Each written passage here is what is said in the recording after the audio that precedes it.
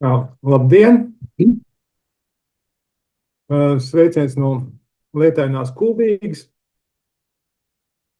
Tad šodien tāds stāsts būs par ozolu mežu ieaudzēšanu un iztraudzēšanu. Tur ir tik daudz manas tādas personīgās pieredzes, kā es savos meža īpašumos saimniekoju. Tur ir daļa materiāla ir no mana meža. Un kopumā runājot par mežkopību vispār un konkrēti par ozolu, tas tāds pavadošais tāda ziņa varētu būt, ka vienkārši steidzies lēnām.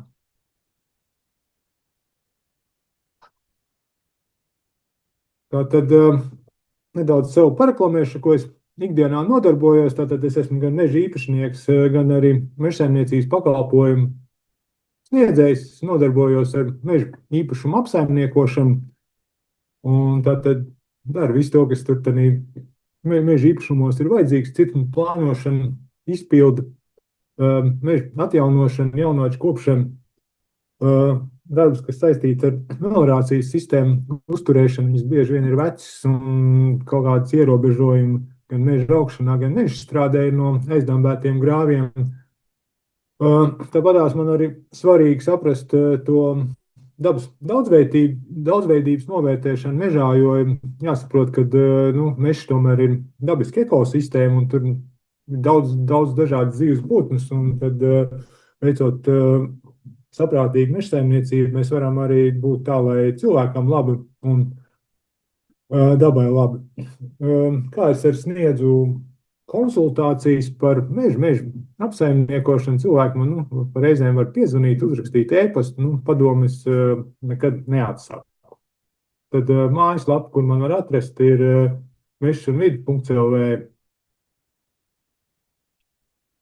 Tātad tos mežsaimniecības pakalpojumus, tātad mēs esam 2 cilvēki šobrīd uzņēmumā, kas ir kā mežkopi.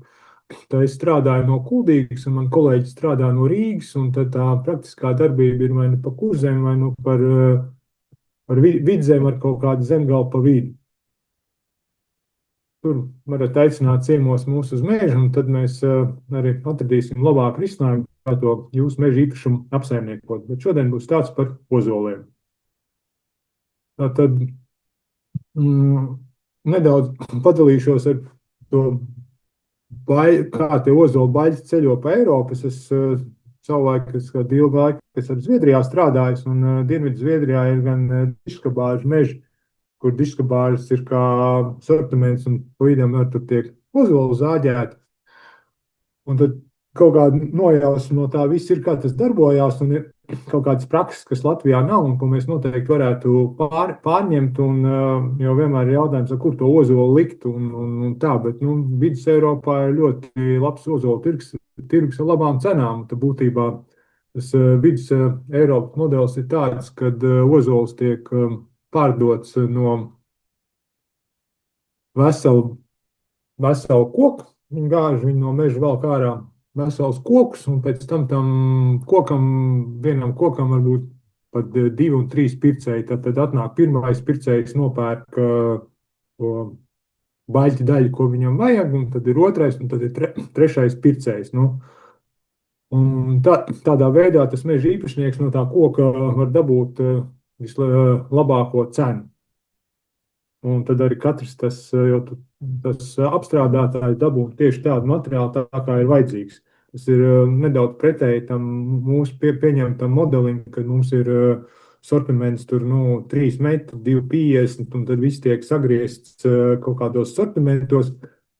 Bet pat laikā tur tiek zaudēt milzīgi daudz kaut kādos galos, kas kaut kādi ir nogriežņi. Ja mēs paskatāmies pat skujkoku, papīra malkas tirgu Zviedrijā, tad Zviedrijā papīra malkā iet jau kas no 3 metriem līdz 5,5 metriem, līdz ar to ir krietni efektīvāk koku izmantošana. Un tas, kā Zviedrijā ir valsts, kurā ozolu un diškabārdu īpaši nepārstrādā, un tad pamatā mēs tur zāģējam viņu eksportam. Un tā tehnoloģija bija ļoti vienkārša, ka tas pieļautais baļķa garums bija no kaut kādiem 2,80 līdz 11,5 metriem. Un tad tu dažādās klasēs tas sadalīts pēc zarojuma, un lielie zari nevarēja būt. Tur bija jāgriež uz pusēm. Tas bija ļoti jēgpilni tā baļķa izmantošana. Uz baļķis nolika uz laukumu, atnāca uzpircējs un atlasīja, ko viņam vajag. Un pēc tam bija tāds ļoti interesants pasākums, ka viņas krāmēja jūras konteineros iekšā, lai pārvērstu tālāk. Es pirmo reizi tajā piedalījos, es domāju, nu, tā būs milzīga tāda epopeja, ka tagad brauks un krāmēs katrā konteinerā tur tos 11,5 metrīgos diskabāžus tur dabūs iekšā. Atbrauc vienkārši smagā automašīna, vienkārši ar manipulātoru, un tur kaut kādi pāris minūtes uz katru baļķu, un to konteineru vienkārši zibenīgi piekrāmēja, un tad no tās Zviedrijas viņš aizbrauc kaut kur uz Eiropu. Un būtībā arī, ja mēs paskatāmies uz to ozolu tirgu, tad, nu, es domāju, ka tā ir Latvijas realitāte, kad, ja mums kaut kādā veidā ir jāspēj savākt kaut kāds apjoms, un ja mēs varam piedalīties Eiropas tirgu, tad mēs varam dabūt arī ļoti labu samaksu par to mūsu ozolu. Nu, tādā veidā tā sistēma strādā, un tas ir, nu, tur, kur to ozolu var likt un kādā veidā var strādāt ar nosacīt nestandarta sortimentu. Tātad pirms mēs vispār runājam par ozolu mežu, ir jāsaprot, ka tam ozolu mežam ir daži priekšnosacījumi, lai viņš vispār varētu būt. Un tā runājot par meža īpašniekiem un apsaimniekojot mežu, es būtībā Latvijas kontekstā saprotu tādu lietu, kad cilvēkiem ir divi tādi fundamentāli aizspriedumi. Ozols lēni aug. Jā, varbūt viņš aug lēnāk kā egli, priedi vai bērs, bet viņš nav dramatiski lēns. Var apskatīties kaut kur ozols ir apsējušās pļaviņas, kas ir pēc Krievu laikiem palikuši neapstrādātas. Vietām tie ir pa tiem 35 gadiem ir uzauguši ļoti smuki mežiņi bez jebkādas apkopas, un var saprast, ka tas ozols nemaz tam tik lēns nav. Arī jaunaudzēs tas ozols ļoti smuki aug. Un otrs aizspriedums, jā, ozolu nevar audzēt, tāpēc, ka viņi nevar cirst karcirtē. Tas ir tāds fundamentāls aizspriedums, jo būtībā ozola mežs nav paredzēts vispār, lai viņi cirst karcirtē, viņš ir mūžīgā izlases cirt. Nocērt tos ozolus, kas ir sasnieguši kaut kādu XY izmēru, mums atbilstošo parametru, un ievācam to lielo koku laukā, pārdodam, un mums ir gaismas laukums, kur augt nākošiem kokiem. Un tā ir, tādā veidā, būtībā platlapi meža apsaimniekošana ir diškabādi augt tieši pēc tāda paša principa, kad visu laiku noteikti mežā aprit, un tā kalcita būtībā nav vajadzīga, jo, jāsaprot, vienlaicīgi mēs tur var būt apmēram uz hektāru, varbūt ap 100 pieaugušu ozolu, un ja mēs strādājam pēc mūžīgā aprits, tad, kaut kā tur pilnīgi pietiek ar kaut kādiem 30, 50 pieaugušiem kokiem, kos mēs laiku pa laikam nocērtam, un tad visu laiku saglabājam to mežu, un visu laiku sev nodrošinām naudas plūsmu, jo tomēr par tiem rasniem ozola zaļbaļķiem tur ir samērā labs ienākums. Un otrs tāds vienkāršāks tāds cilvēka aizspriedums ir attēlā ļoti tāda klasiska Latvijas situācija, kad bērs ir pirmā stāvā, egli ir otrā stāvā. Un te ir būtībā, tas ir bilde no mana meža, te ir vienlaicīgi aug divas aprites. Tas bērs kaut kad no sākuma bija papīra malka, pēc tam viņš ir lēnām kļūst par finieku luci, un tā egli tur cīnās lēnām uz augšu. Tad, kad tas bērs būs izaudzis, tad tur būs drīzāk egļu mežs ar kaut kādu piemaisījumu. Un tad es vienlaicīgi izmantoju visu to gaismu un gūst arī lielāku ienākumu no tās platības vienības. Protams, tur ir sarežģītāk iespējams apsaimniekošana, bet tas atkal, tā mistraudze ir tas, kādā veidā tas mežs dabiski attīstās, un ja jūs pēc tam tālāk būs ar attēlu, kādā veidā tur ozolu tanī sistēmā var iekomponēt, bet tas arī tāds nedaudz sev jāpārvar ar to aizspriedumu, ka, nu, vienlaicīgi nevar audzēt divus aprītus. Nē, audzēt to var. Tas, ka tur otro stāvu reizēm aplauž, apskrāpē, nu, un kaut kas ir, kaut kāda ražošanas zuduma ir vienmēr. Nu, tāpat tās arī pa paaugu runājot, ja, ja saglabā paaugu, jā, to paaugu kopjot pirmo stāvu, zāģējot, aplauž, bet, nu, vienlaicīgi jāsaprot, tā ir arī jaunauģa kopšana, un tā labākā paauga tāpat tās paliek. Tātad vēl viens tāds priekšnosacījums, kas ir no dabas viedokļa būtībā, lai tas ozola mežs tur jums būtu, būtībā ir vajadzīgi ozolu kā sēklu avoti. Te ir, nu, ja tie ir māju ozoli, manā gadījumā tie ir pēc kārcits palikuši lielie mežu ozoli, ļoti bagātīgi ražo sēklas, un tomēr pēc bioloģijas un pēc tā kā tā ozola sakņu sistēma aug, un man ir tāda gandrīz, vai es teikšu, pārliecība to, ka viņam ir dabiski jāsējās. Un tad, jo stādīšana ir lēns un ļoti sarežģīts process, es esmu bijis iesaistīts Zviedrijā vairāk meža īpašumu apsaimniekošanā, kur tas ozols ir stādīts gan lauksaimniecības zemē, gan mežā. Tas ir samērā darbietilpīgs un sarežģīts process, prasa ļoti daudz plānošanu un sapratni par to, kas notiek. Un man šķiet, tomēr tā dabiskā metode mistrāzē ozols ir viena no kultūrām, ir daudz saprātīgāk. Bet sākums tā tad ir kaut kur ir jābūt sēklām. Jo ar stādu ir tā, ka ozols pirmā gadā viņš varbūt uzaug kaut kā 15, 20 centimetri tas stādiņš, bet tā sakne tiecās uz zemeslodes centra. Ja jūs tur mēģināsiet rudenī izrakt viengadīgu ozolu mežā vai divgadīgu, tad jūs tur sapratīsiet, ka tā sakne beidzās tur, kur sākās zemes kodols. Vēl viens runājot par to mežu, ka priekšnosacījums ir tomēr tās meža augšanas tips, kāds jūs mežā ir, viņš nevienmēr atbilst, kas uz papīra rakstīts, jo tie meža nogabali ir bišķiņi parasti traibāki nekā uz papīra, bet, jums jāsaprot, jums vajag kaut ko tanī auglīgā galā, kas ir gārši vērs, tie ir tie labākie tipi, jā.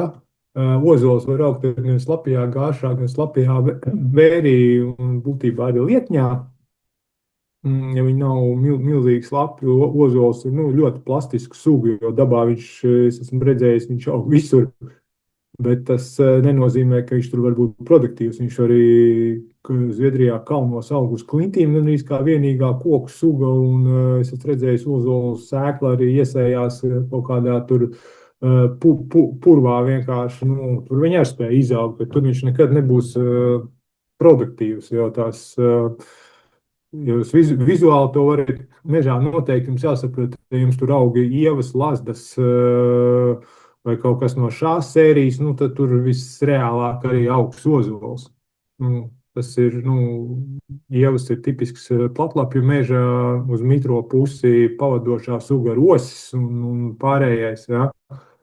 Tam bišķiņ tā kā jāpievērš ir uzmanība. Vienmēr pavērot to, kas jums tur notiek. No susinātām augsnēm es domāju, ka platlapa ārens varētu būt piemērots. Bieži vien arī parasti tie it kā normālie meža tipi dabiskās augsnēs patiesībā viņas arī susināts, un līdz ar to tur vienmēr to robežu riktīgi nevar novilkt, kas ir ārens un kas ir dabiskā augsne, bet vismaz platlapa ārens ir samērā auglīgs parasti. Tad nedaudz par ozolu ekoloģiju. Tādā vairāk mežsaimniecības izpratnē par dabas aizsardzību tas būs cits stāsts, bet šobrīd tad ir jāsaprot to, ka ozols izplatās ar šo lielisko putnu, kurš sauc par sīli, un tā ozola saspēles sīla ir radusies, nezinu, kaut tik ilgi, cik tie abas sugas šajā klimatā eksistē, un sīls ir ļoti efektīvs ozolzīļu izplatītājs, un viņš viņus visur sasēja ar domu, ka nu, kaut ko viņš apēdīs un kaut ko arī apēda. Lai to pasākumu saprast, kā viņš notiek. Es esmu mežā arī pagājušo rudeni sabērdzu zīles, pieliku meža kameru. Jums video tur ir ierakstīts, ja jums lekcijas beigās interesēs paskatīties, tad es fonā izlikšu, kā tas notiek, kā tur sīles saimnieko. Un, šī te kastu metode patiesībā arī ir viena no vācu metodēm, ja viņiem nav pie ozola mežā. Tad viņi vienkārši tur tādā segļu monokultūrās, kurš tur bišķiņ tā kā mirs sakarina zīles un tādā veidā, to dabisko izplatīšanos arī veicina. Es esmu mēģinājis tās zīles karināt ar vietās, kur ozola nav, kaut kādās augšņu, baltāukšņu audžu vidū, un tie sīļi tāpat kā otrā dienā tur atrod, un tās zīles tur kaut kur aiznes. Tas ir arī tāds ļoti vienkāršs veids, kādā veidā mēs novērojam un atdarinam dabisko procesu mežā. Ja paskatās, te ir šī bilde no Abaus ielejas, no pļavas, kur ir kaut kad pēc kolhoza laika ir pa lielam pamest saimniekot, un tur tālāk augšā pa ielai ir, kā tur Abaus ielējā ir samērā daudz ozolu, un šitas te viss tā pļava ir vienkārši aizsējusies, jo, jāsaprot, ka zīles var lidot tikai ar putnu, jo tāda, gravitācijas sēja tur par nogāzi uz leju kaut kas var noripot, bet ja vieta ir plakana, tad nekā, tas, parāda to, ka, tas sīls var vienkārši, uztaisīt ozolu mežu. Un te ir vēl viena tāda interesanta bilde, šis ir jau, no vienas segļu monokultūras. Un tur var redzēt, tur ir centrā tās gaišas zaļās lapiņas. Tas ir maziņš šī gada ozoliņš visreālāk. Un tā ozols ir, ļoti interesanta pionieru suga. Ja mēs domājam, teiksim, kontekstā, kas ir pionieru suga, mēs domājam, piemēram, bērs. Ja? Ja pļavā ir kaut kāda augsnes traucējumi, tad tā bērs sēkliņa atlido, iekrīt un tas izaug. Viņam vajag jau to ka tas traucējums tādā pļavā ir noticis pirms tās sēklas piezemēšanās. Ar zīli ir bišķiņ savādāk. Zīle pēc savas uzbūves jau ir tāda pusdienu lidojoša sākotnēji pusdienu kastīte, kur ir tīri daudz ēdienu iekšā. Un tad tas putns kaut kur viņu noslēp, un tas ozols kaut kādu zinām laiku var eksistēt vienkārši paaugā. Un viņš var gaidīt, kamēr tas traucējums kaut kad nākotnē notiksies, kamēr tā egla nokritīs vēl kaut ko, un tādā viņā viņš samērā pacietīgs. Protams, tā pacietība ir kaut kāda robeža, tie ir atkarībā no gaismas apstākļiem, tie var būt kaut kādi 5, 10, iespējams 20 gadi. Viņš tur kaut kā papakš, tur lēnām aug, kaut kas ir, un tad, bet viņš dzīvo pietiekoši ilgi, viņš var vienkārši pagaidīt. Un tad, kad viņš sagaida, tad arī sagaida. To ir jārēķinās, ka it kā pionierssuga, it kā gaismas prasīga, bet tā kā viņam tās izplatīšanās tādas interesantas īpašības ir. Te ir divas bildes ar ozolu plastiskumu. Tas ir bildēts, viņas ir kaut kādu 100 metru attālumā, viena no otru, viens ir mežā, viens ir meža pļaviņā manā īpašumā. Un attēlā, kur ir tie taisnie stumbri, tie ir ozoli, kuri vienkārši aug egļu kultūrā iekšā. Es domāju, ka tie abās bildēs tie koki plus mīnus vienu vecumu. Spriežot pēc tās vietas vēstures un redzēt, arī monokultūrā viņi ir izauguši ļoti tādi taisni gari un tiecās uz sauli. Tad pļaviņā viņi jau samērā jaunā vecumā ir ieņēmuši tādu riktīgu lauku ozolu formu.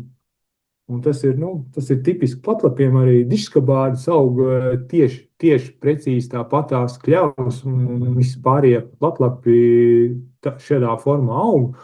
Un tad ir jārēķinās, ka tās sugas ir plastiskas, un tālāk jau runājot par mežsaimniecību, tad ir jāsaprot, ka mežsaimniecība ir darbības vārds, un ja jums tur tomēr ir zāģbaļķa kaut kāds mērķis no tā visa, pat ļoti attāls, jo, jāsaprot, ka mežsaimniecība ar kaut kādā formā ir sadarbības starp paudzēm, jo mēs bieži vien cērtam mežus, kas ir pirms mums radušies, un tad kaut ko mēs atstājam, tad, te ir vienkārši nu, kaut kādā veidā mēs visus tos procesus varam ietekmēt.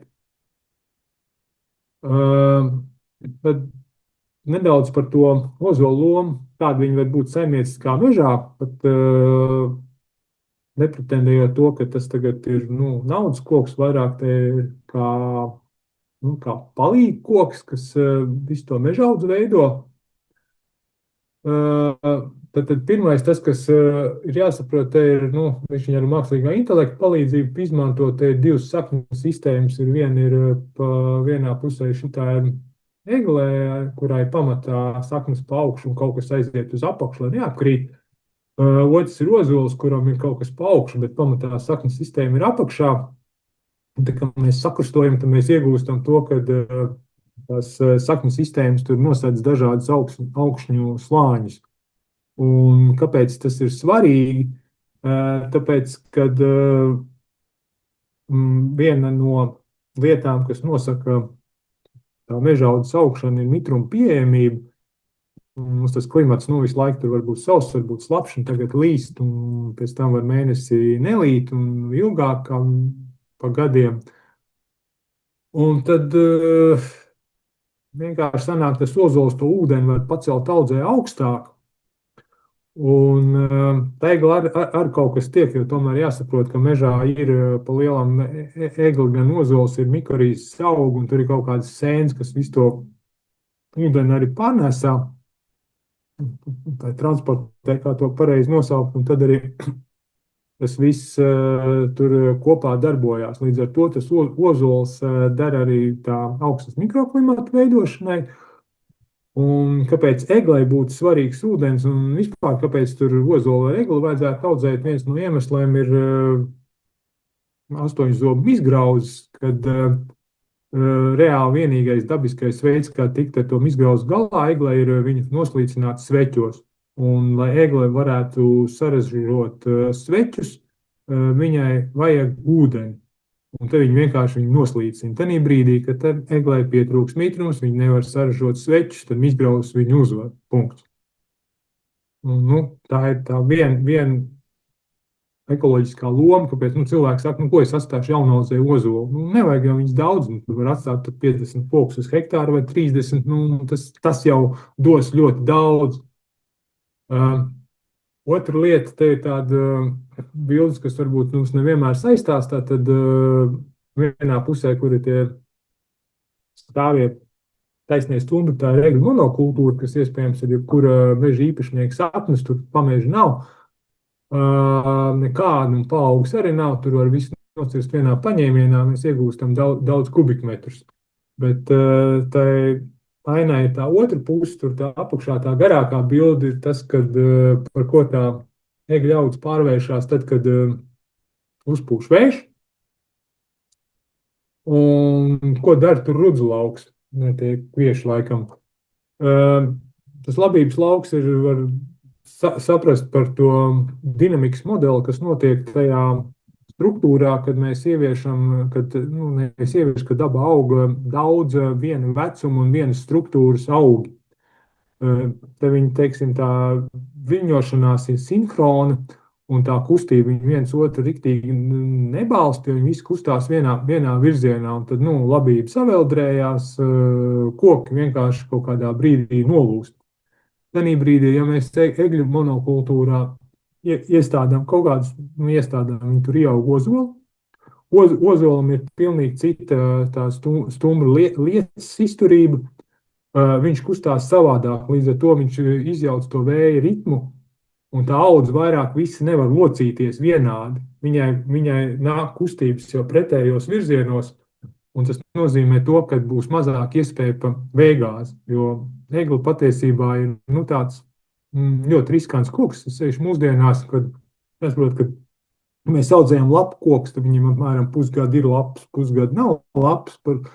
Un tad līdz ar to ziemas vēji tos lapu kokus var nolaust krietni mazāk. Mums tomēr pagaidām vēl tās ziemas vētras ir stiprākas. Savukārt, tā eglē jau ir 24/7, viņai tās skujas ir un tā burkā ir, un tas vējš nāk un tad aplauž. Un iestrādājot tajā struktūrā ozolu, kā tīri struktūrāli elementi, pat ja mēs nedomājam par to, ka mēs tā tur iegūsim mūžos zaļbaģis, mēs būtībā spējam stabilizēt vai samazināt vēja riskus visā egļu kultūrā. Līdz ar to viņi ir kā svarīgs struktūrāls elements tajā visā. Te ir tāds jēdziens, kuram es īsti neesmu atradzis, kā viņu latviski nosaukt. Tas viņus sauc par upurkokiem. Tur ir nav darīšana ar senlatviešiem vai ar actekiem, bet tur ir vairāk tāda doma, kad mums jāsaprot, mēs dzīvojam šobrīd Latvijā, manuprāt, nekad pēdējos, nezinu, 1000 gados nav bijuši tik daudz meža zvēru, kā ir šobrīd. Un viņi būtībā ēd visu, un to ir jārēķinās, kad viņiem tā ēdienkarte ir dažāda, un viņš vienkārši iet un uz katru kilometru viņam ir noteikti daudzums jāpēd. Un tad mēs kā meža apsaimniekotāji varam nedaudz arī ietekmēt, ko viņi varētu apēst. Un tad, teiksim, vērojot mežu, te ir no meža īpašuma, kur ir samērā liela briežu populācija. Un tur tas ozols ir kaut kādās daļās, viņš aug labi, kur viņi tā kā grūtāk var tikt klāt. Un tādās atklātā ainavā vienkārši viņš ir reāli kā upurkoks. Tur vienā pusē var redzēt, tas ir ozola krūmājs. Savādāk es viņu nevarētu nosaukt kādiem krūkļiem. Un tūplānā tur tas mazais puķis, tas ir šīs vasaras grauzums. Un būtībā tas ozola tā kā banzai tādu krūmiņu visu laiku tiek cirpt. Un tad tas meža zvērs viņus ēd. Es nezinu, tā ir stirna vai briedis, droši vien, kad abi, jo brieži tur ir. Un tad, atstājot ozolu, noteikti būs mazāk iespēja, kad jums apgrauzīs tās mērķa sugas. Tad, vienkārši, viņi atstāja kā šādu krūmāju, un cilvēki ir kaut ko jautājuši, jā, bet ja es viņu nograužu, tad tas krūmājs kaut kāds attauks. Tur ir jāņem vērā viena būtiska meža zvēru barošanās stratēģija. Piemēram, alnis vispār no zemes neko nevar noēst. Viņš vienkārši nevar pieliekt galvu līdz zemē, viņai jānoguļās vai jānotupjās. Briedis ienākot, viņš vienmēr pa lielam primāri ēd acu augstumā. Tas ir kaut kāds 1,20 m, 1,50 m, 1,80 m, un to viņš ir apstrādā. Viņš arī negrib locīties. Līdz ar to tiem augiem vajag būt kaut kādā augstumā, un tad tas krūmājs, arī pilāģi krūmāji eksistē un tā tālāk, un lai tie meža zvēri viņus cer, un tad ir mazāk iespēja, kad tiks bojāt mērķi koki.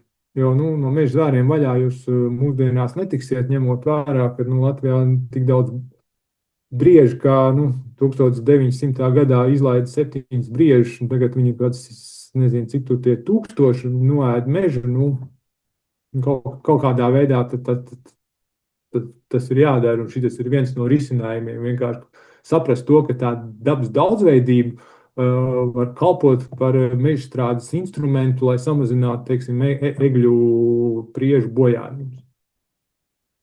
Un te ir tad no tā ozola krūmāja, te var redzēt, tas ozols ar to taisno zaru, viņš ir, apakš viņam visi nocirpti, un tur pie mīzes laikam nevar tikt, un tad viens zars, kurš arī apkosti, bet viņš ir pamanījies izspraukties ārā, un tas ozols ir kaut kādu, pusmetru gadā gandrīz audzis, ja, un tas ir arī veids, tas ozols var tur krūmājā sēdēt, bet vienā brīdī kāds var izšaut, jo, ozols ir ar viņa dzīves ilgumu 1000 gadi, eventuālo viņš var atļauties tur savus 100 gadus pavadīt krūmājā un pēc tam arī augt. Tur arī jāsaprot, ja tie koki ir apgrausti, tas nenozīmē, ka viņi ir norakstām.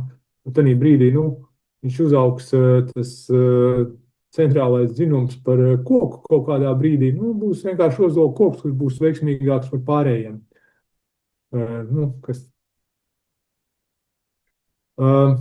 Otra lieta, teiksim, mēs runājam par ziemu, ozoliem ar samērā labi tur aņi brieži ēd mizu, un tas būtībā, ir arī izdevīgi, mazāk iespēja, ka apkodīs eglis, jā, arī mūsdienās apsis, jā, apsis arī, principā, es mežā uzskatu par upurkokiem, viņas tur vienkārši nograuž, notrupē, bet, man viņas ir izdevīgas, tāpēc, ka, tomēr es varu audzēt egli un kādus citus kokus, un tad, Tas ozols arī lieliski strādā, kā teiksim, nu, dzīvnieku barības bāzes bagātinātājs. Uh, Tad tālāk būs nedaudz praktiski piemēri jau no manu meža. Te ir tāda klasiskā tāda mežsaimniecības klasika, kā tā vācu meža skola nosacīta, ja ozols audzēts eglis kažokām. Būtībā tā egli lieliski dzen to ozolu uz augšu. Ozolam, lai augstu, būtībā vajag tikai augšā cepuri gaismā, un tad sāni tur pašapcērpjās, kā dabūt to sinhronitāti, nu, tā, lai viņi augtu līdzīgi. Tur ir, nu, vienkārši dabā ir jāskatās. Nu, vienkāršākais veids ir, ja stādītā eglē uzrādās ozolu un vienkārši atļaut viņiem augt. Mums var nedaudz tur, ja viņš aug iekšā eglē, bišķiņ nedaudz kāds sanzars apgriezt ar krūmgriezu jaunoču kopšanā, bet būtībā ļaut viņam augt. Un pēc tam tā daba, nu, kaut kādos šitam ir kaut kādi 20 pāri gadi, un te ir ļoti labi viss izkārtojies. Es to meža apsaimnieku kaut kādus 10 gadus, tos ozols kaut kāds saglabāju, un es esmu ļoti apmierināts ar to rezultātu, ko es šobrīd esmu sasniedzis. Te ir ozols zem apses. Nu, tā pats schēma būtībā, tas ozols ir lēnāks par apsi. Es pieļauju, vecums ir vienāds, tā apsi tur ir traki graust. Domāju, ka, nu, nezinu, vai tur 40 gadus lielākā daļa sagaidīs, bet, nu, lai Dievs ar viņu, bet, nu, vismaz viņi arī dzen ozolu uz augšu, un ozolam principā pietiek gaismas starp tiem apšvainagiem. Nu, apsteigts ar kādu kopšanas circes veids un saglabājot tos ozolus un būtībā, nu, vērojot, kā tur notiek ar to audzi, nu, tas ozols ir mierīgi audzējams paaugā. Nu, tas starts, protams, ir vairāk ozolu, tur var redzēt, kaut kur bildes sānos, vēl kaut kādu ozolu viņi snaigstās, bet, nu, ir jāsaprot, ka tad gala rezultātā, lai ozols, nu, kaut kādi uz pirmo kopšanas citu kaut kādi 5-7 metri starp tiem ozoliem vajadzētu, un pieaugušā ozola mežā teorētiski uz hektāru var būt, nu, kaut kāds 100 ozolu, īpaši vairāk nē. Un tad līdz ar to no tā izējot, nu, mums ļoti daudz ozols uz to hektāru nevajag. Te ir vēl viena sugā, tas ir viens meža īpašums, kaut kādu laiku saimniekoju, tā ir tāda pašatjaunojusies, pusapsējusies lauksaimniecības zeme, mežiņš tāds. Nu, arī ozols mierīgi aug zem bērziem, un tie bērzi ar to ozolu dzen uz augšu. Tie ozoli tur ir arī priekš meža pietiekošā skaitā. Nu, līdz ar to ozolu kaut kādā veidā saprotot, ko dara, var audzēt kopā ar, nu, tām mūsu komerciālām meža sugām un dabūt mistraudzi un dabūt arī kā nākošās aprits koku. Nedaudz par, nu, kopšanu. No tās bildes noteikti tur maz ko var saprast, bet tādā schematiskā bildē ar tām eglītēm tas bija labākais, ko varēja atrast, ir punktveida kopšana eglei, kad ir, nu, ir kaut kāds atsevišķs eglis, vienkārši mēs izcērpam tik daudz, lai eglē ir gaisma, un tā ir veids, kā audzē egli. Arī viena no Zviedru mežsaimniecības metodēm, un ozolu var audzēt tieši pēc tāda paša principa. Mēs tur apkārt viņam punktveidā izfrizējām ārā to, ko tur nevajag, un cepuri brīvībā, ja, un viss, un tādā veidā tas ozols aug. Un tas ir arī, nu, vienkāršākā, jo, nu, tā vienlaikus jaunauģu kopšana bieži vien ir milzīgs laika un resursu ieguldījums, kurš ir principā nevajadzīgs, ņemot vērā, nu, cik daudz mums kokus vajag uz kaut kādu pirmo kopšanas cirti. Nu, 1000 eglus uz hektāru pilnībā pietiek. Te ir, nezinu, kā to latviski, kas viņu nosauc to procesu par pudeļu birti. Pirsti attēlā ir ozols, kurš ir atstāts iepriekšējā kalcirtē, un tad viņš no adventatīviem pumpuriem ir saveidojis ļoti tādu intensīvu zarojumu, un, protams, viņš ir riktīgi piepamps resnumā, un attēlā tas slaidais ozols, tas ir jau, nu, no cita meža kaut kur bildēts, un tad ir nu, tādā veidā tas ozols, kad viņi izceļ no meža, viņš sadzen sānzinums un tad tā kā pudeļu birsti izveido. Tas pātrina tā ozola pieaugšanu resnumā, bet samazina kvalitāti. Būtībā, lai tas ozoļs zāģbaļķis taptu izmantojums, viņam būtu vērtība, viņam ir jāpagaida laiks, kad tie adventitīvie pumpuru zari, kas ir sadzīti, atkal nokalst un tās brūces aizaug. Mēs tur runājam varbūt par kaut kādiem 20, 30 gadiem, bet nu, skaidrs, ka ozols ir plastisks un viņš pacieš dažādas vingrinājumus ar to gaismas daudzumu vai mazumu apkārt. Un vienkārši, kad pārāk daudz mēs viņu atgaismojam, tad tā stumbra kvalitāte, kā kvalitatīvam zāģbaļķim, samazinās, bet pieaug kubikmetri. Un tad mums tur jāsaprot, ko mēs no tā visa gribam iegūt. Tā ir, nu, tad arī baltāksnis darbojās tieši tāpatās. Mēs atgaismojam baltāksni, viņš sadzen adventatīvos pumpurus, ja, un smuki piepamst resnumā. Nu, baltāksnim tur neskaita tars klūcim, cik tur to zaru mezglu ir. Teiksim, strādājam ar ozola zāģbaļķiem, tad tur bija noteikums, ka tiem zariem kaut kāda, tur var būt kaut kāda noteikti skaits, tur pāris centimetri resni zariņi, bet tā principā augstākās kvalitātes zāģbaļķi, kas nu, ar 4 cipariem tā cena pa kubikmetru rakstās, nu, tur ir jābūt smukiem bezzaru stumbriem. Te ir vainā kopšanas piemērs. Tas ir kaut kur no mana meža. Es pa laikam pastaigāju zāģīt, ar kaut ko tur nozāģēju, un ja tā rūpīgi tu pareizi nozāģēji to brūci, tad viņi apauga apkārt ar valnīti. Un pēc kāda laika tā brūce arī aizaug, šitai kaut kādi 2 vai 3 gadi varētu būt. Un tad, tādā veidā var arī kaut kādu zarēnu ozolu, tu bišķiņ to dabisko procesu, zaru pašadmiršanu var pātrināt, ja? Tu pieliet to kaut kādu mežsaimniecībā, to saprātīgo homo sapiens saprātīgo daļu, un ok, mēs nozāģējam zarus, un visu, un tā mēs veidojam, jau audzējam zāģbaļķus. Tad mums ir jāsaprot, ka, lai mēs izaudzētu rezultātu, mežsaimniecība ir darbība, un mums jāiegulda darbs mežā. Mēs varam audzēt, kas izaugs, tas izaugs. Tad arī tā būs. Pa stumbra bojājumiem te ir 2 dažādi koki. Tā mizu viņš apgrauž, bet ozols arī ar laiku, te var arī otrā bildē redzēt, ka viņš ir samērā labi aizaudzē. Un būtībā pēc maniem novērojumiem tur mežā ir 2 scenāriji. Ja ir ļoti liels bojājums, tad tā ozola galotne nokalst, un viņš kaut kur no sāna uzveido sānzinumu uz augšu. Bet ja tie bojājumi ir kaut cik nav pa perimetru, tad viņš to brūci aizaudzē, un ozols uz jaunie ozolu strupi tur īpaši nedraudzējās. Nav viņiem tā draudzība, tad vienkārši viņš aizaudzēja, un tad pēc kaut kādiem 11 gadiem tur to vietu ir nepamanījis, un tas aizies kā normāls zāģbaļķis. Es saprotu, tas zvērstu ozolu var nograust kaut kādā pirmajā 11 gadē var būt, pēc tam, kad tāda krevis mīze jau veidojas, tad to ozolu neviens riktīgi vairāk neēd, un tad, visu meža īpašnieks ir laimīgs. Jā.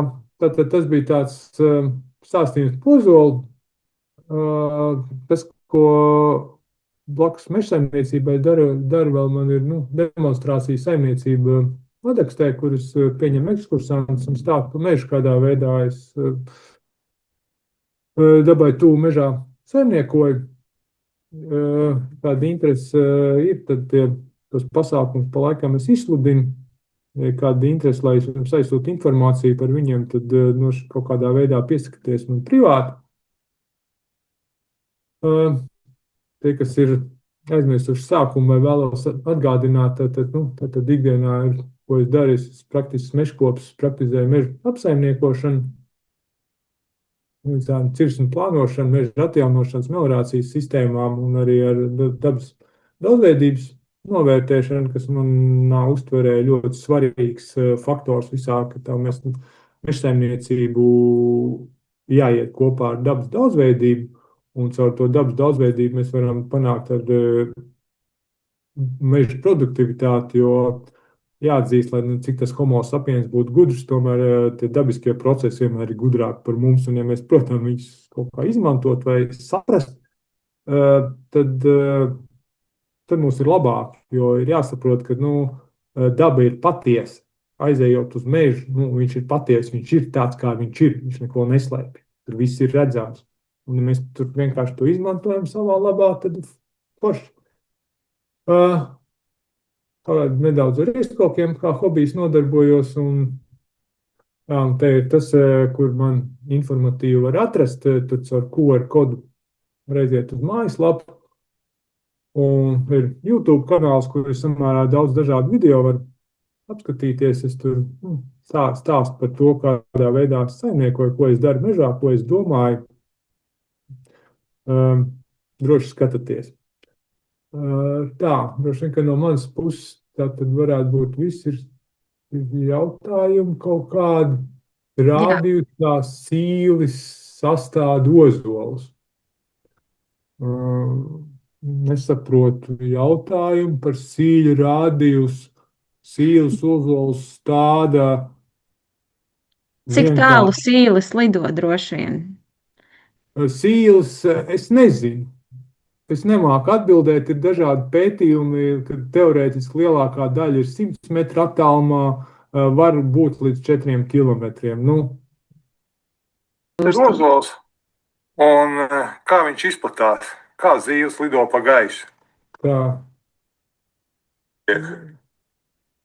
Tālāk jau ir bildes no medību kameras, vienkārši viņi stāv tur kokā, un var redzēt, kā zīles atlido, paņem zīli, aizlido, vai tas ir visu laiku ir viens sīls, vai tie ir vairāk sīļi. Es nezinu, droši vien, ka kāds, kas ir ornitologs, var labāk pēc kādām pazīmēm atšķirt. Bet, tā viņš lēnām laiku pa laikam atlido. Tas ir tāds video, kur ir, kādā veidā tas fiziski notiek. Tā kamera ir uzkarināta uz egles, un tur ir tas sīls, un interesantākais te būs, kas notiek naktī. Kur viņš ir te kaut kāds sniedziņš, nedaudz sniega, un kur viņš to pašu izpilda arī nakts laikā. Vispārējais gaismā paņem. Naktī arī tur kaut kāda dzeltena kakla klaidoņa peli skraidīja, un būtībā tā kasta ir kaut kāda 1,5 metra augstumā, un tai pelē uzskriet augšā par to ozolu, to egles stumbru vispār nebija nekādas problēmas.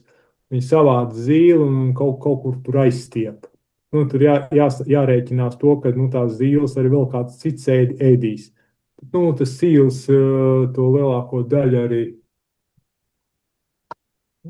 domāju, kad izēda. Tas vienmēr dabā ar kaut ko jādalās. Jā, droši vien, ka var uzdot vēl kādus, kam ir jautājumi. Vai ozolu var kombinēt arī ar priedi egles vietā? Jautājums ir vietā, jo tas, ko es novēroju šobrīd, ļoti daudzos priežu mežos aug iekšā ozolu. Nozīmē, ka ar kaut kāds ir vidas mainība, tas ir saistīts ar notiek kaut kāda eitrofikācija no autoatgāzēm un viss pārējais, sevišķi to var kaut kur piepilsētas mežos redzēt.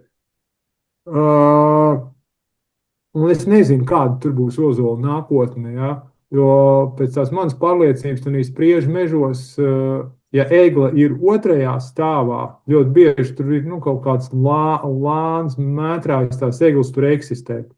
Bet viņas tā kā ir otrā stāvā, viņas to pirmo neaiziet. Man nav liela pārliecība, ka tur ozols aizies uz tam pirmam stāvam. Tas ozols tomēr kaut kur ārpus damakšņa. Damaksnis ir tāda robeža šķirta nosacīta. Viņš tāds, viņš ir vairāk kā dabas daudzveidības un kā upuru koks tur var audzēt. Protams, jums tā vieta, ja tā prieda ir koks, kurā ir ļoti daudz gaismas apakšā, salīdzinot ar egli, eglis visu noēno priedu, ozolam tur ir priekšrocības. Ja? Jāsaprot, priedi zem priedes neaugs, līdz ar to ozolu var audzēt kopā ar priedi, Un, jebkurā gadījumā jūs tur dabūsiet sīkbaļķi. Tas būs, vismaz minimum programmu jūs izpildīsiet. Labi. Kā ar gobām, vīksnām un ošiem? Vai ir nākotne? Un vai ir arī tirgus šīm sugām? Mm, tā tad tirgus šobrīd, viņš ir tāds. Pa visām, jo tā Latvijas mežsaimniecība ir tendēta gandrīz tādu, saražot daudz un vienādu sortimentu un visu sūtīt uz eksportu. Bet ir jāsaprot, ka eksistē arī citi tirgi, kad tie platlapju koku sugas tiek Eiropā pārstrādātas. Būtībā, ja mēs spētu kaut kā saorganizēties un saražot kaut kādu apjomu, tad domāju, ka arī uz Eiropu tos jūras konteinerus varētu vest ar kokiem no Zviedrijas, jāved, kur tāpat arī kaut kāds tīri tālis tai Vācijai, kaut kāds jūras transports pa vidu tām mašīnām ir jāizmanto, tad es neredzu starpību vai vest no Latvijas uz Vāciju vai no Dienvidu Zviedrijas pa lielām pēc tām izmaksām. Tur ir drīzāk tur ir tradīcijas, meža īpašnieku organizētība, jo tomēr kaut kāds apjoms ir jāpiekrauj. Un tas, es domāju, ka ir tāds ļoti realistisks bizness, kad tomēr nevis sazāģēt malkā vai kaut kur pa maziem gaterīšiem, bet mēģināt tomēr to tirgot kā lietas koku. Tālāk par tām 3 minētām sugām - osis, vīksne un goba, tad es savā mežā atstāju visus ošus, kā būs, nebūs. Jo jāsaglabā tā ģenētika, jo vienā brīdī ir jāsaprot, ka tas kaitēklis arī nav bezgalīgs, viņš viss nenogalinās, un cilvēku ziņā ir kaut ko atstāt, lai būtu nākotnē. Pa gobām man ir vairāk novērojumi no dabas. Pats ar gobu neesmu gandrīz strādājis, tad gobas ļoti naski kalst. Savukārt vīksnes kalst krietni mazāk, un vīksnām ir labi, viņas var audzēt arī slapjos tipos izteikti. Teiksim, man ir vadaksts meža piemēriem, tur ir tīri daudz melnaukšņu miksētas vīksnu audzes, kur būtībā tas koks var būt gan melnauksnes, gan vīksne. Un viņām tur slimība arī samērā maz, un vīksne veido ļoti smukus, taisnus stumbrus. Tad līdz ar to audzēt viņas ir vērts. Un, jā, man arī kaut kā tā varētu būt. Kā tev šķiet, vai teorētiski pastāv iespēja panākt, ka atļauj ozolus audzēt plantācijas audzēs un zāģēt vienlaidus cirtē? Tādā veidā arī varētu attīstīties ozolu selekcija. Neredzu tur saistību ar ozolu selekciju pilnībā nekādu. Jo tam ir vajadzīgi 100 gadi. Tā realistiski. Jā, ozols var audzēt plantācijā, stādot 2 reiz 1,5 metrs, un tad samērā intensīvi kopjot.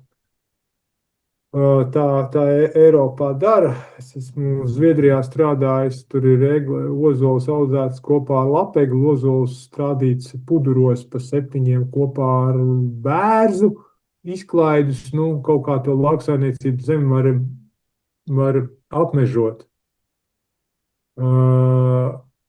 Un ozols, vienlaidus cirt, es jau jums teicu, ka ozolu bioloģija neparedz vienlaidus cirt. Ozolu bioloģija paredz, ka tas ir diškoks, tādā ziņā, kad viņš ir dārgs materiāls, un tad tomēr mēs ejam uz atsevišķu koku ciršanu, kurš ir sasniedzis mūsu parametrus, ko mēs vienkārši varam arī pārdot par labu cenu. Līdz ar to tā audzes ciršana ir daudzpakāpju, un mums ir jānodrošina arī pašatjaunošanās, jo ozolu stādīšana un ieaudzēšana ir ļoti patiešām es esmu gājis tam procesam cauri, un es saprotu, tas ir ļoti sarežģīts darbs. Tur ir jāliek žogi un tā tālāk, jo tad, ja tev ir vienlaikus ozola stādījums ar jauniem ozoliņiem, tad tie meža zvēri viņi vienkārši nograuzīs, un tad tas konteksts ir žogs. Savukārt, ja ir meža apstākļos, kur ir daudz visādas ēsmas, tad tas ozols cieš mazāk. Kaut kā tā, jā. Labi. Vai meža cūkas arī nestāda ozolus? Meža cūkas, es domāju, ka viņas nestāda, viņas izrok. Es esmu arī sējis ozolus, eksperimentējis, kā zīlēm sanāk. Cilvēku sētais man nav izdevies riktīgi panākt ozolus. Tur tās zīles ir gan cūkas nograuzušas, es tās zīles visādos triko mērcējis un ar aitu vilnu visu ko eksperimentējis. Man šķiet, ka sīņa metode ir visefektīgākā pakarina, un tad vienkārši, lai viņš nesas, es tiešām daudz zīles tur sasējis pie celmiem un dažādi, bet ar riekskoku sēšanu ir krietni efektīvāks rezultāts nekā ar ozoliem, es varētu teikt. Labi, šeit ir arī īpašnieka situācija. Šobrīd situācija ir sekojoša. Pirms 4-5 gadiem 0,5 hektāros iestādīju bērzu, kas šobrīd ir ap 3 līdz 6 metriem augsts. Pirms gada tur iestādīju ozolus, šķiet sarkanos, aptuveni 2x2 metri, kas šobrīd ir ap 0,6 līdz 1 metram augsti. Kā būtu pareizi rīkoties, lai gala rezultātā iegūtu ozolu mežu? Runājot par sarkano ozolu, ir jāsaprot, ka ir būtiska atšķirības starp Kanādu un Latviju. Kanādā viņš var augt 300 un vairāk gadus un sasniegt cienījams izmērs. Tur ir viņa tā dabiskā vieta. Latvijā viņš ir kaut kā pamanījies iekļūt atļauto koku sarakstā, bet viņš nav natīvā suga. Un es neesmu riktīgi redzējis sarkanos ozolus vecākus par 100 gadiem. Ar to tur ir jāsaprot līdz ar to. Ozola mežu, lai iegūtu, sarkanais ozols ir ēncietīgāks, viņš arī patiesībā ļoti labi sējās. Kaut kur arī Polijā es redzēju audzes, kur viņš riktīgi pašatjaunojās zem sevis. Kāda tur nākotne, es nezinu, tas klimats mainās, bet jo jāsaprot, ka bērs kaut kādus 50 gadus apmēram augs. Ozola mežs tur varētu arī rasties, bet es domāju, ka tur ar mūsu parasto ozolu tomēr būtu jāstrādā, jo tas sarkanais, tomēr viņš ir īss aprits augsts, kaut kādi 50, 70 gadi. Tas ir tāds mans pieņēmums, ka viņam ir zāģbaļķa kvalitāte, jo pie 100 gadiem bieži vien viņi jau ir tādi bišķiņi paskrutuši. Līdz ar to tas koks zāģbaļķim būtu jānocērt, pirms viņš sasniedz tādu kaut kādu dabas daudzveidības stadiju, ka tur viss, kas dzīvo uz viņu. Vai es izmantoju arī repelentus servakolu triko pret pārneģa bojājumiem? Pēc savas pieredzes esmu to pielietojis un bojājumi pie samērā liela briežveidīgo alnes stirna blīvuma rezultāti bija ļoti labi. Jā, triko es esmu pielietojis un es esmu ļoti apmierināts ar rezultātu. Es esmu pielietojis ar aitu vilnu uz egles un tas arī strādā. Tas ir bet par bojājumiem ir jāsaprot, ka ar triko un cervakolu man nav pieredze, triko ir. Ar to var novērst ziemas bojājumus. Vasaras bojājumus novērst nevar. Tad, kad bija tā bildīte, kur šitā te salāti, kur iestājās, kad tas ozols ir, jebkurš koks ir augošā stadijā, tad ir jāsaprot, ka nav tur metodas, kā aizsargāt. Ir jāsaprot, ka briedis ir invazīvs suga un meža īpašniekiem jāiedod vienkārši vairāk brīvības rīkoties savos īpašumos. Mm. Labi. Vai Kūdrājā var audzēt ozolu? Nezinu. Man ir aizdoms, ka tur viņam varētu būt problēmas ar stabilitāti. Jo kūdra nav ļoti stabila. Nu, ja tas ir kaut kāds ārenis, kur apakšā ir minerāla grunts, tad jā, es domāju, viņš tur var augt. Bet, ja tas ir kūdrenis, tad es domāju, ka tur ir stabilitātes problēmas. Tomēr varētu būt, un tur kaut kāds piemērotāks sugas ir jāizmanto. Bet tas ir mans pieņēmums, un to var pateikt tikai empīriski apskatot to jūsu platību pašiem un saprotot, kas tur dabiski aug. Jo nu, kūdra nav tā stabilākā grunts. Gan, ja tur apakšā ir smilts, tad tā ozols var smuki noturēties. Jā.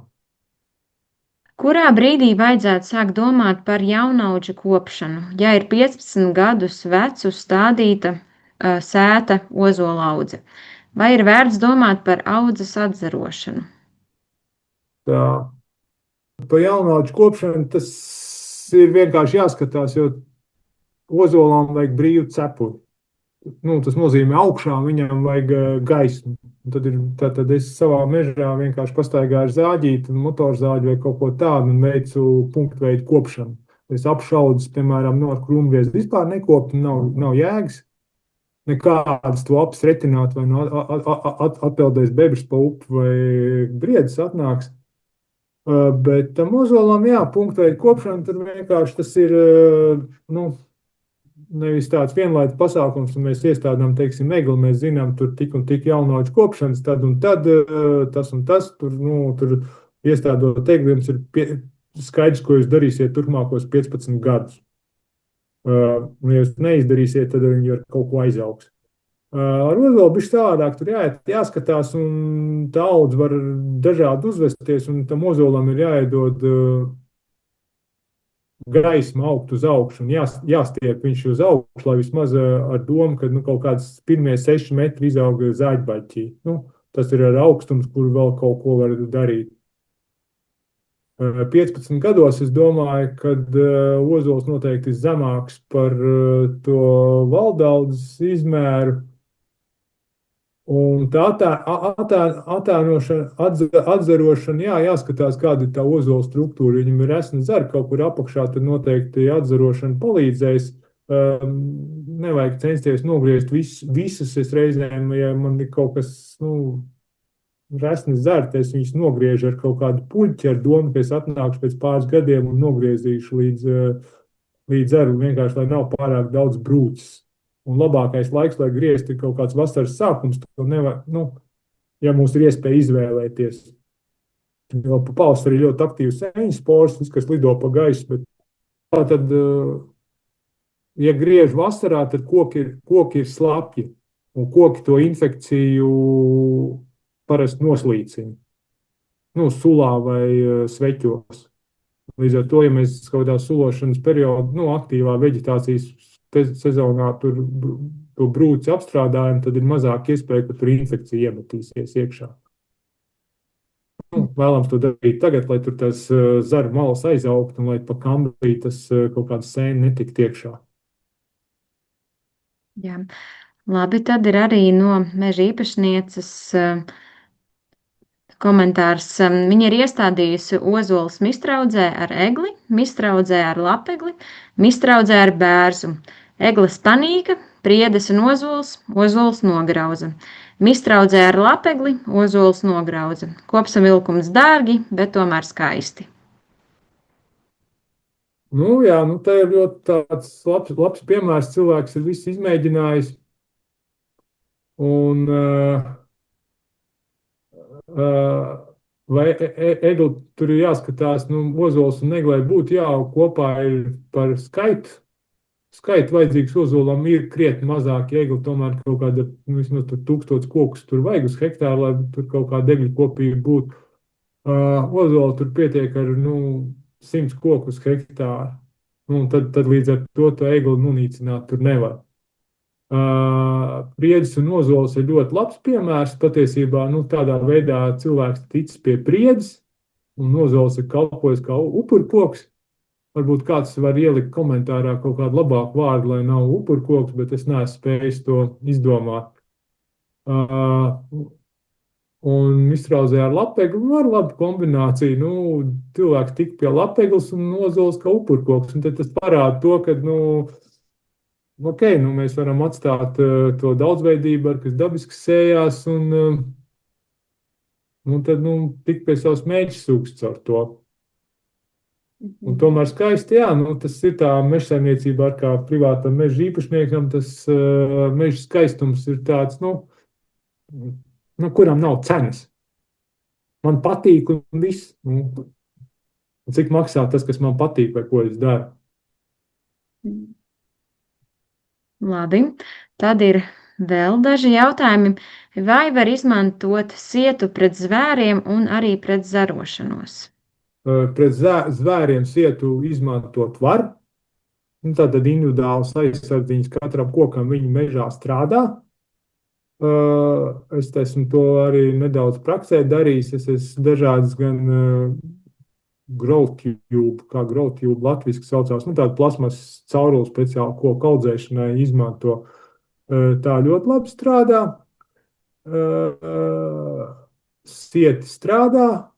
Pret zarošanos tā growtube, kā growtube ir latviski, tāda caurspīdīga caurula kaut kāda no 1 līdz 2,80 m gadu dažādas viņas ir.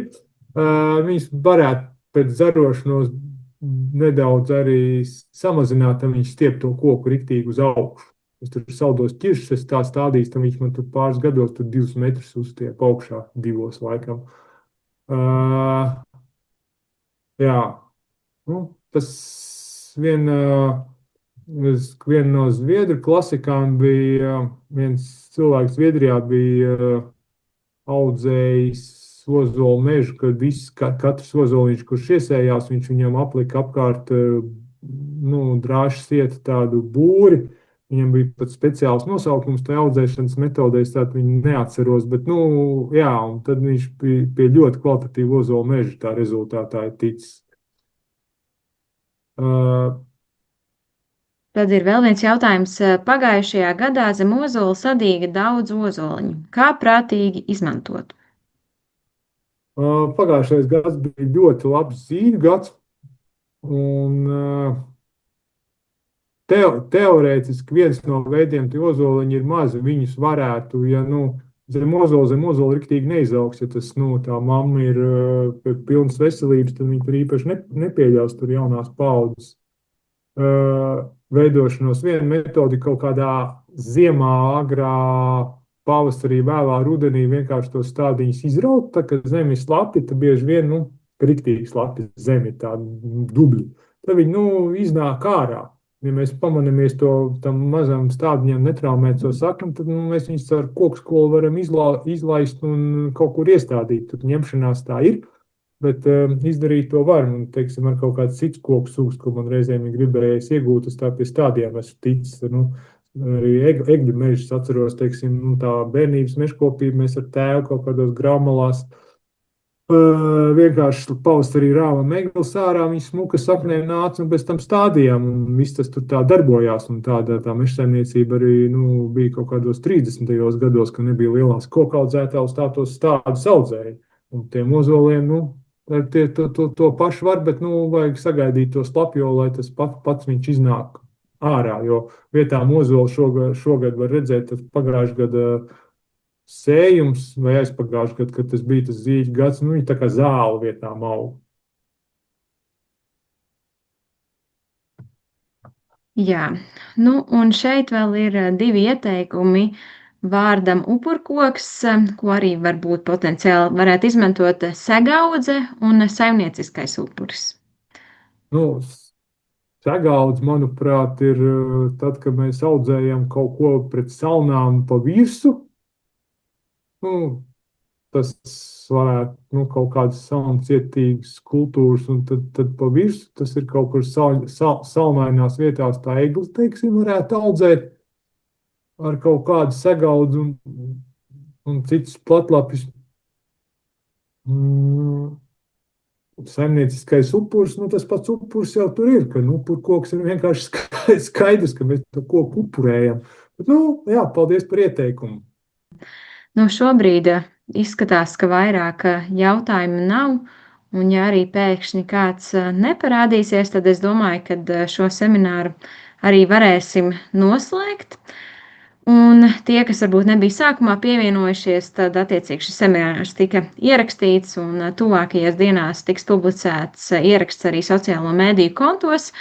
Bet jāmin arī tas, ka es biju aizbraukusi ciemos pie Agņa, un mēs nofilmējam arī informatīvu materiālu, kur tad viņš vēl teorētiski papildus šim te semināram šo to papildinās ar to, kā viņš saimnieko, kāds ir viņa praktiskās zināšanas, kā arī redzēsim, kā tad izskatās tas viņa mežs.